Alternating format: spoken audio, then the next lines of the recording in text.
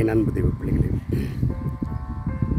இயேசு கிறிஸ்துவின் விலையேற பெற்ற இன்ப பிரசன்னத்தினால் உங்களுக்கு என்னுடைய வாழ்த்துதல்களை சொல்லிக் கொள்கிறேன்.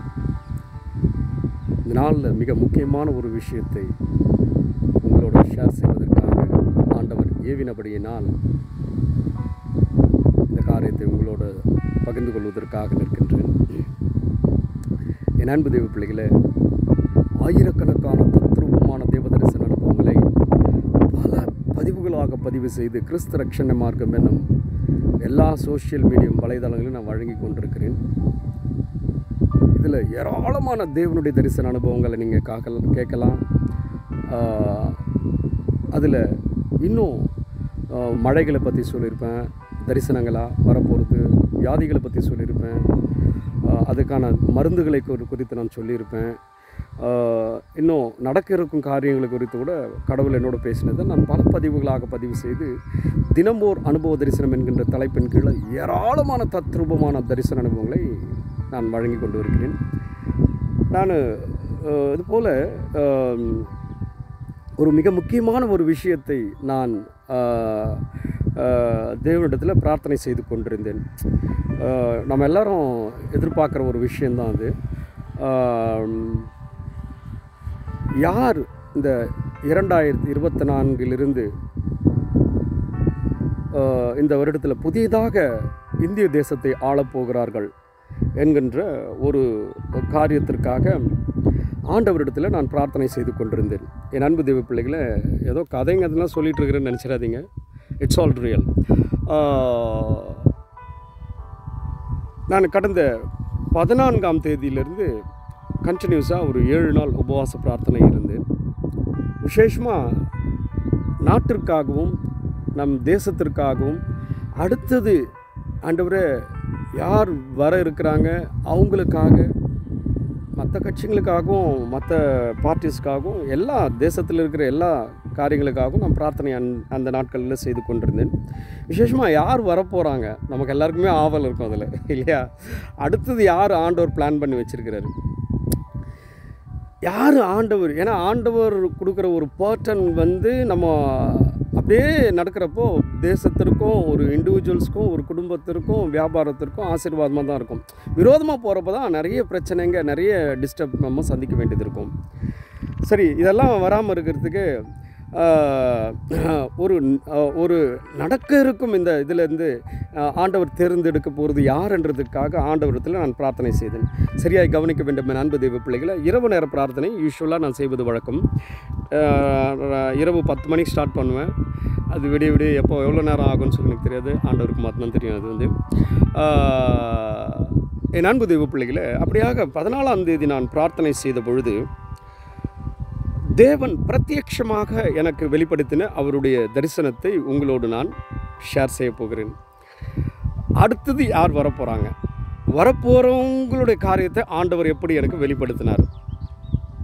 நிறைய விஷயம் நான் பேசணும்னு இருந்தேன், அதை தனியாக பதிவு பண்ண சொல்லியிருந்தார் ஆண்டவர். அதனால் இந்த ஒரு காரியத்துக்கு மாத்திரம் இப்பொழுது நான் உங்களோட ஷேர் செய்ய இருக்கிறேன். அந்த இரவு நேரத்தில் நான் பிரார்த்தனை செய்து கொண்டிருந்தேன். என் அன்பு தெய்வ பிள்ளைகளை, ஃபுல் ஆஃப் அனாயிட்டிங் ப்ரெசன்ஸில் ஆண்டவர் என்னை நடத்தினார். ஃபுல் ஆஃப் ஹிஸ் ஹோலி க்ளோரிக்குள்ளே ஆண்டவர் என்னை நிரப்பி வழி நடத்தினார். Full of his fire holy க்ளோரிக்குள்ளே என்னை ஆண்டவர் வழி நடத்தினார். அபிஷேகத்தினால் அளவில்லாமல் அந்த இரவு நேரத்தில் என் மீது ஊற்றி என்னை அவருடைய காரியங்களுக்குள்ளே நடத்தினார். பாருங்கள் என் அன்பு தெய்வ பிள்ளைகளே, ஜென்ரலாக இது நான் இந்த பதிவு போடுறேன். எதுக்குன்னா, தேசத்தில் இருக்க எல்லாரும் இந்த காரியத்துக்காக நம்ம பிரார்த்தனை செய்வது உண்டு.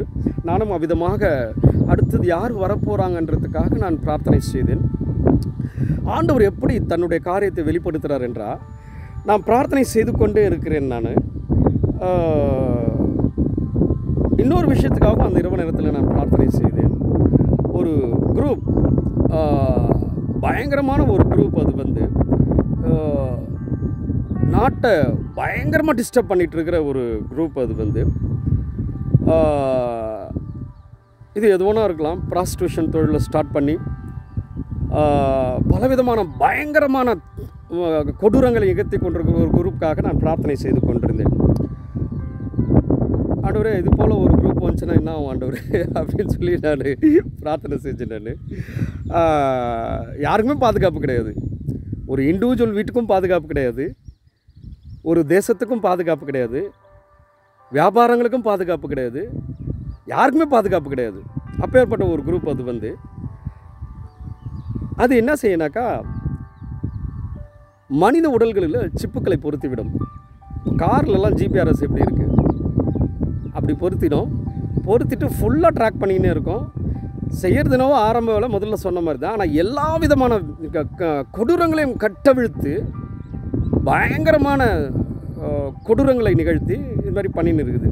எனக்கு இதில் சில காரியங்கள் ஆனதால் நான் இதை ஷேர் பண்ணுறேன். அதுக்காக தான் அந்த நாளில் நான் மெயினாக ப்ரேயர் பண்ணிகிட்டு இருக்கேன். மற்றும் தேசத்துக்காகவும் அந்த நாளில் இரவில் அடுத்தது யார் வர போகிறாங்க, இந்த தேசத்தில் இருக்க எல்லா ஜனங்களையும் ஆண்டவர் காப்பாற்ற வேண்டும் என்றதற்காக நான் பிரார்த்தனை செய்து கொண்டிருந்தேன். என் அன்பு தேவ பிள்ளைகளை,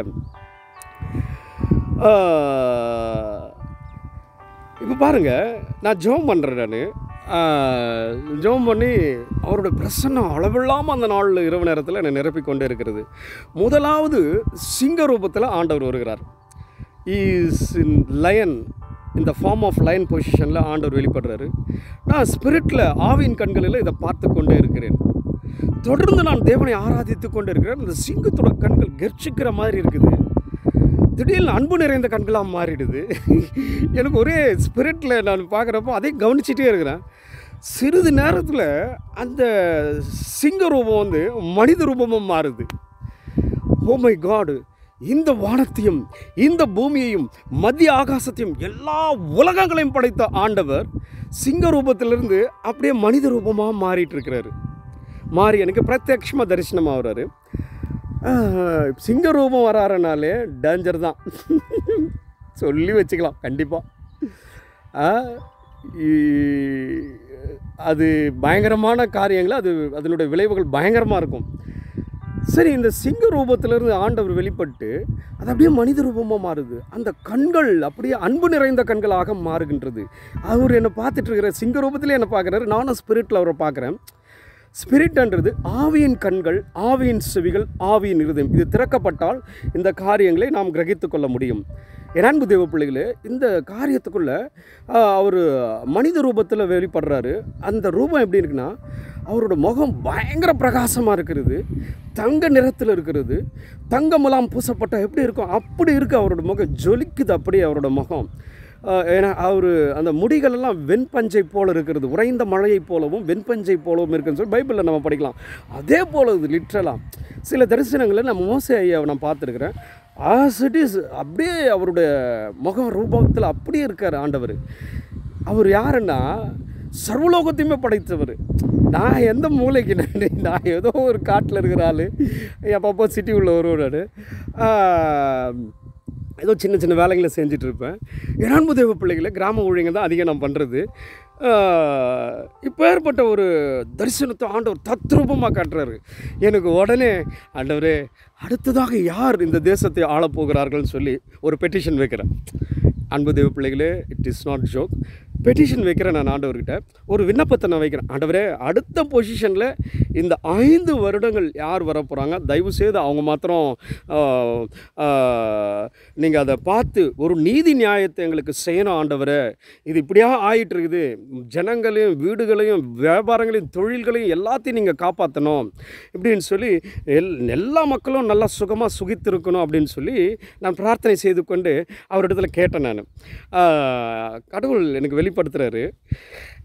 கையை காட்டுறாரு, கை சின்னத்தை காட்டுறாரு.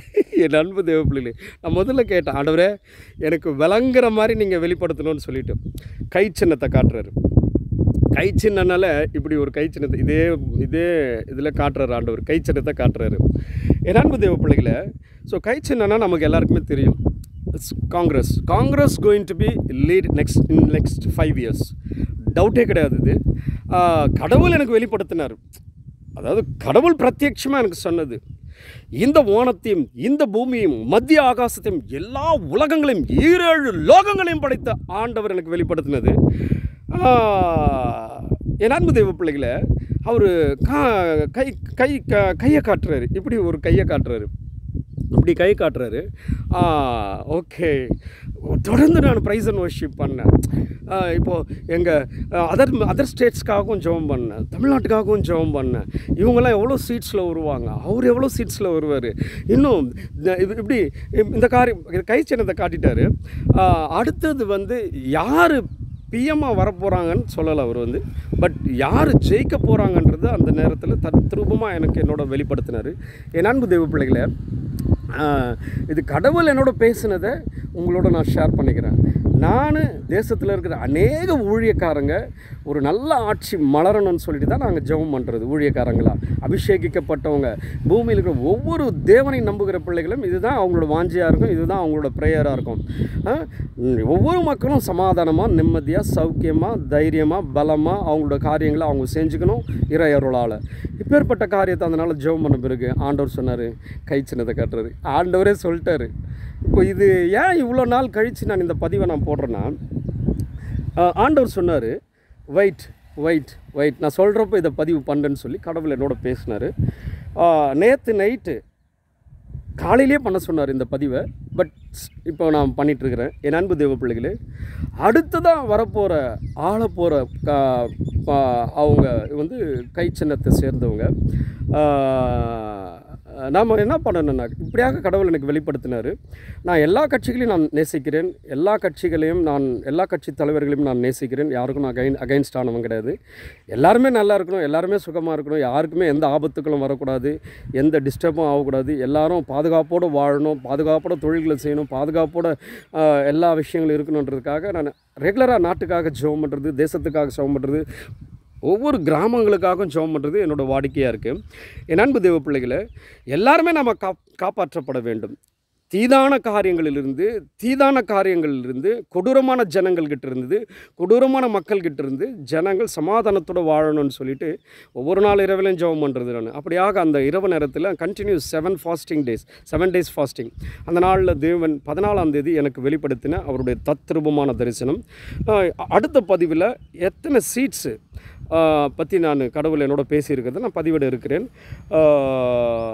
ஏபிலையும் சரி, நம்ம தமிழ்நாட்டிலையும் சரி, அடுத்த பதிவில் நான் பதிவிட இருக்கிறேன். என் அன்பு தேவ பிள்ளைகளே, இப்பேற்பட்ட ஒரு தரிசனத்தை, தத்ரூபமான தரிசனத்தை, வானத்தையும் பூமியையும் மத்திய ஆகாசத்தையும் உண்டாக்கின சர்வ வல்லமுள்ள திரியேகத்துவத்தை ஒரு சேர பெற்ற பிரிக்க முடியாத ஏசப்பா பரிசுத்த ஆவியானவர் பரலோக தேவன் எனக்கு தத்ரூபமாய் வெளிப்படுத்தின அவருடைய தத்ரூபமான தரிசனம். So next, who is going to rule enter India, யார் தேசத்தை வழிநடத்த போகிறாங்கன்றதுக்கான மெயினான அந்த 7 நாள் பிரார்த்தனை அதுக்கு தான். ஸோ அன்றைக்கி தேவன் எனக்கு வெளிப்படுத்தினது கைச்சனத்தை காட்டினார். இப்படியாக கைச்சனத்தை காட்டினார்.